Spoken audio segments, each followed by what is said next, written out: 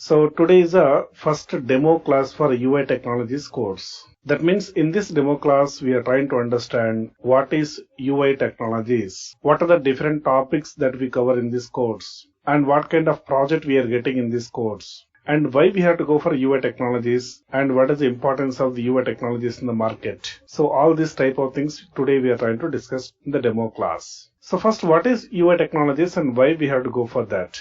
UI Technologies is a set of languages that are needed to create user interface in websites. So you take any website today, suppose you take Google, Gmail, Facebook, YouTube, any other website, you notice how it is look like, what is impact of the user. That is very important for us.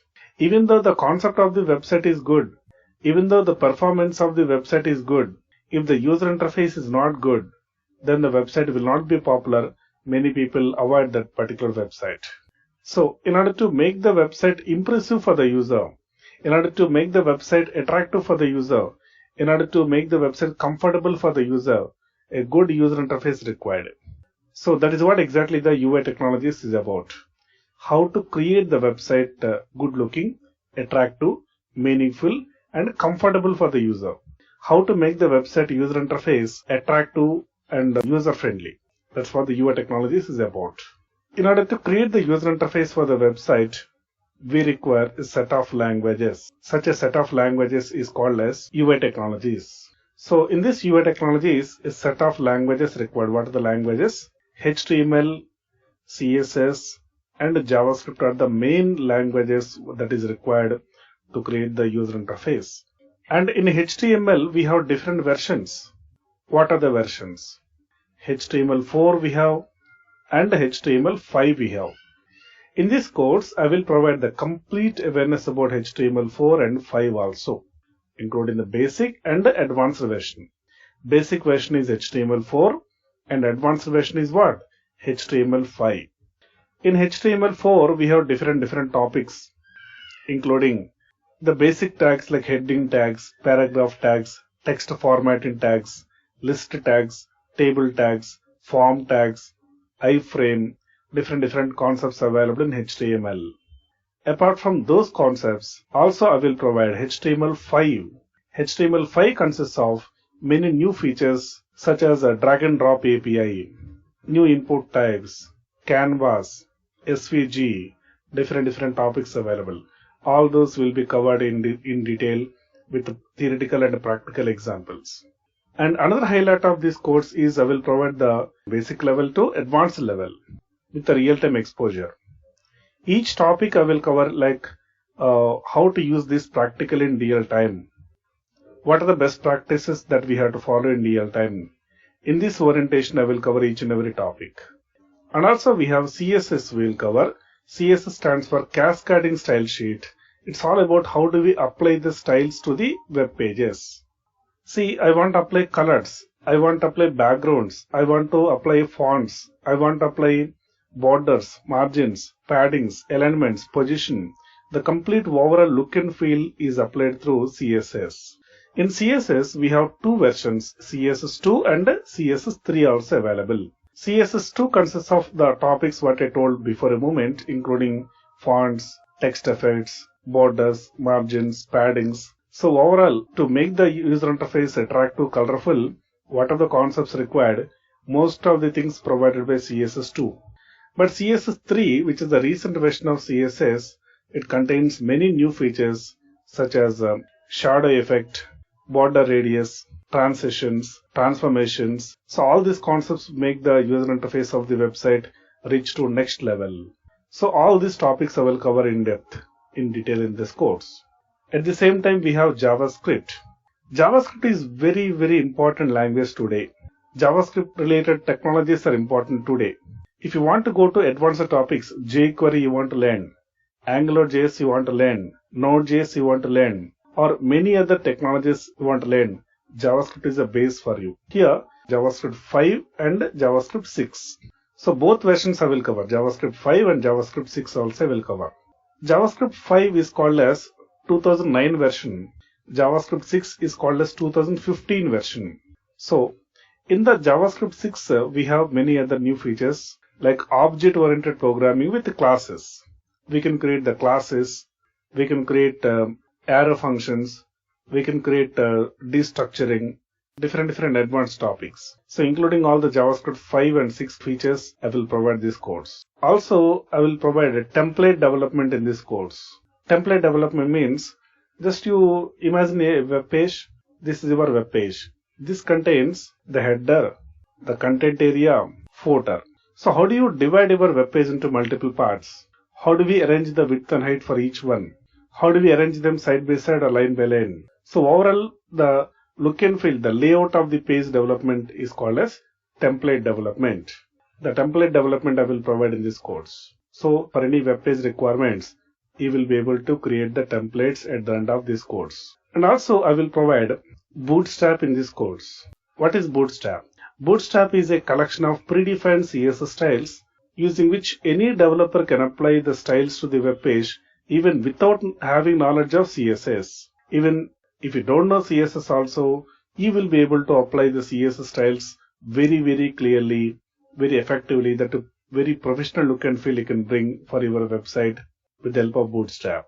But there is a small drawback in the Bootstrap. In case if you want any customization, suppose you want to change the colors or font, something you want to change, then again we require the knowledge of CSS. So also I will provide the less and Sass. These two concepts I will provide. Less and Sass. So these two technologies are interchangeably can be used. That means either less or Sass. Either of these we will use. We never use both at a time in the same project. So what is the importance of this less and Sass? Less and Sass is meant for shorthand CSS. Means you will write less amount of CSS code, but the CSS will be automatically generated whatever required for the browser. For example, I want to apply some style for the header. You will be writing just 3 lines of code in less or Sass. That will be converted into 10 lines of code in CSS. That is equivalent to 10 lines of code in CSS. So that is about less and Sass. And moreover, if you make any changes in one place with less or Sass, in multiple places the same will be affected automatically. For example, we have changed the green color as red color in one place with less or Sass. The same will be affected multiple places with a less and Sass. So modification, upgradation, adjustments will be easy with less and Sass. See, in real time, once you make a web page up to some level, with some look and feel, is there any guarantee that client will accept it immediately without asking any changes? No, never. Client will keep on asking many modifications, many suggestions they keep on giving. So many times he will modify your CSS code. If you don't use less and Sass, in multiple places we have to change the particular property value. With less and Sass, you will modify the property value only one time, but it will be automatically affected in multiple places. So modifications or adjustments will be easy with less and Sass. But less is having less amount of concepts. Sass is much more difficult, but having much more additional features than less. So anyways, in real-time projects, some companies are using less and some companies are using Sass, but Sass is the first choice here. At the same time, it is little bit difficult than less. Anyway, for the developer perspective, better you have to know both less and Sass, because if you say, I know less, I don't know Sass, it will be very problematic for your career actually. You may be de-preferred. So better you should know less and Sass both. So you will use any one as per your project requirement. And also in this course I will provide another topic called Responsive Web Design, shortcut RWD. Responsive Web Design. What is this exactly? The Responsive Web Design makes single web page automatically fit for any resolution. See, in these days, the websites can be accessible in multiple devices, right? It can be desktop or laptop or mobile or smart TVs, different devices. So offering different resolutions also. Whereas the mobiles are having lowest resolution and the smart TVs or largest desktops or laptops are having high resolutions. My web page should be automatically fit its content for any device. If the web page is running on mobile, it should adapt to that mobile resolution. If the same web page exactly is running on a large desktop, and it should be adapting that particular large resolution. Automatically the content should fit. For example, my web page is like this, and mobile heading, image, some text, image, some text, image, some text. This is the look and feel of a web page in mobile. If the same website is opened in a desktop or laptop, since it's having wide screen today, and this is completely the header, and here all these four items whichever you see, suppose these are products, product name and cost, product name and cost. So the product name and cost should be displayed like this side by side. All the four products should be displayed side by side. And even there is one more place for other product. We can display other products also. So the web page content should automatically fit depending on the resolution. That is possible through which one? Responsive web design only. Okay. Now we have understood the meaning of UI technologies. The UI technologies is all about how to create the user interface for the website. We have HTML4, HTML5, CSS2, CSS3, JavaScript 5 and 6, plus template development, Bootstrap, less SAS, and responsive web design. These many concepts will be covered in this. Plus along with that, jQuery. So what is jQuery? The shortcut version of JavaScript is jQuery. JavaScript is basically meant for creating interactive nature of the web page. Means I want to interact with the user. I want to take the inputs from the user. I want to provide output to user. To make the interactions, we require DOM manipulations to be performed.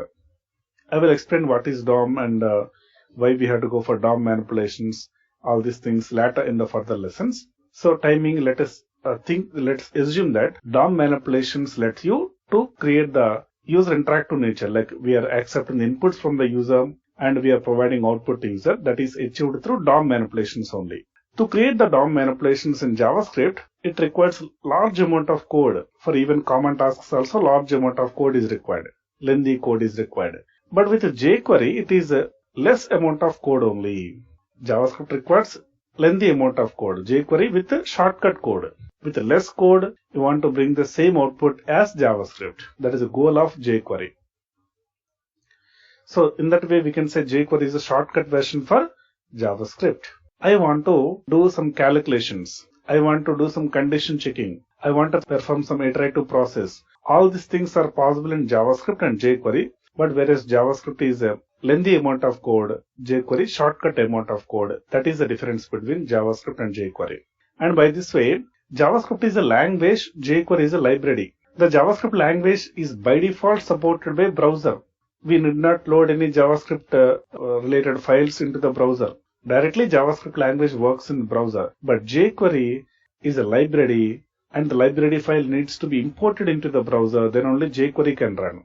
The jQuery is available as some jQuery hyphen some version number, for example 3.1.1.js. The jQuery 3.1.1.js file needs to be imported into browser, then only jQuery coding works. So practically in the further lessons I will explain how to import the library, how to use that jQuery, what are the different methods available in jQuery and all that stuff.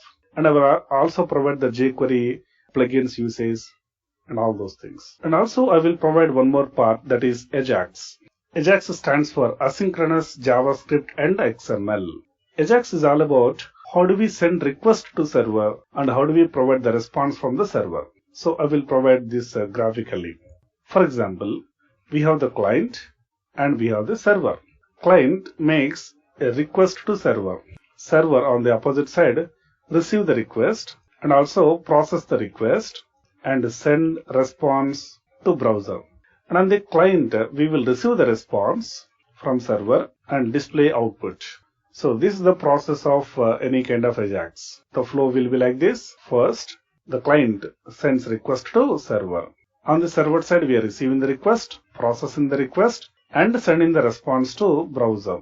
So this thing happens asynchronously in background. Here the main highlight is, while the server is processing its request, meanwhile, the client can perform some other tasks also. Some other code also can be executed here. The user can still interact with the web page. He can give inputs in the text boxes or buttons, and other code also will execute parallelly here. While the server is processing the request, the client need not be idle. It can continue its responsive nature. That is the main benefit of going for AJAX. Once upon a time, traditionally, if you make a normal HTTP request without AJAX, the client has to wait until the server completed its response. But with AJAX, it is not required. For example, I just attach a file while the file is being attached, suppose I'm assuming Gmail.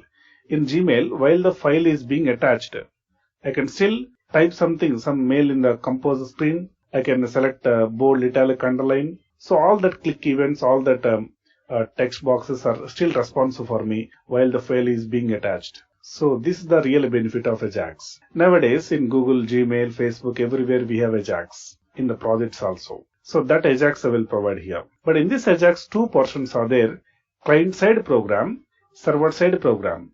That server-side program I will not provide in this course because server-side we have to use either Java, .NET, PHP, etc. But I will provide the client-side portion of this Ajax. Okay.